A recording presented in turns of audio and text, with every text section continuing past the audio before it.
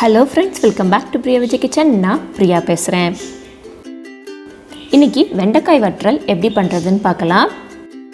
முதல்ல வெண்டைக்காயை நல்லா கழுவி ஈரெல்லாம் போகிற மாதிரி ஒரு துணியில் துடைச்சி வச்சுக்கலாம்.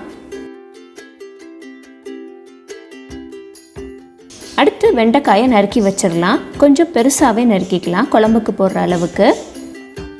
அப்போ தான் ரொம்ப பிசு பிசுன்னு இல்லாமல் இருக்கும்.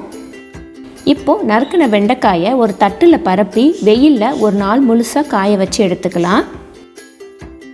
வெயிலில் இல்லைன்னா ஃபேன் காற்றுல கூட நீங்கள் காய வச்சு எடுத்துக்கலாம். காய வச்சது பாதி அளவாக வந்துருச்சு பாருங்கள். அடுத்து ஒரு பாத்திரத்தில் 3 டேபிள் ஸ்பூன் தயிர் எடுத்துக்கலாம்.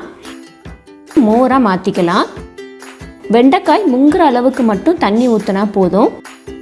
இதில் இப்போ உப்பு போட்டுக்கலாம். மோருக்கு தனியாக, காய்க்கு தனியாக போட்டுக்கலாம். காய்க்கு எப்பயுமே பொரியலுக்கெல்லாம் எப்படி போடுவோமோ அதே அளவுக்கு போட்டுட்டு வற்றல்னால கூட கொஞ்சம் போட்டுக்கலாம். இப்போ இதில் காய வச்ச வெண்டைக்காயை சேர்த்துடலாம்.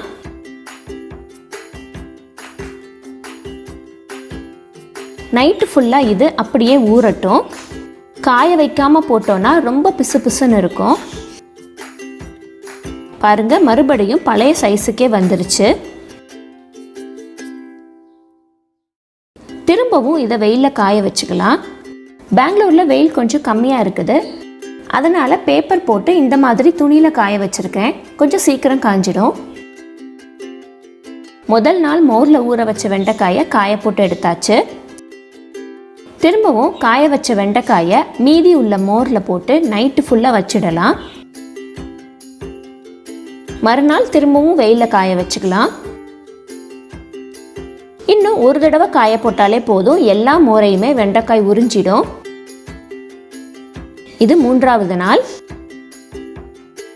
நல்லா சுக்கா காஞ்சிருச்சு. இப்போ எண்ணெயில் போட்டு பொரிச்சு எடுத்துக்கலாம். அவ்வளவுதான், வெண்டைக்காய் வற்றல் தயார்.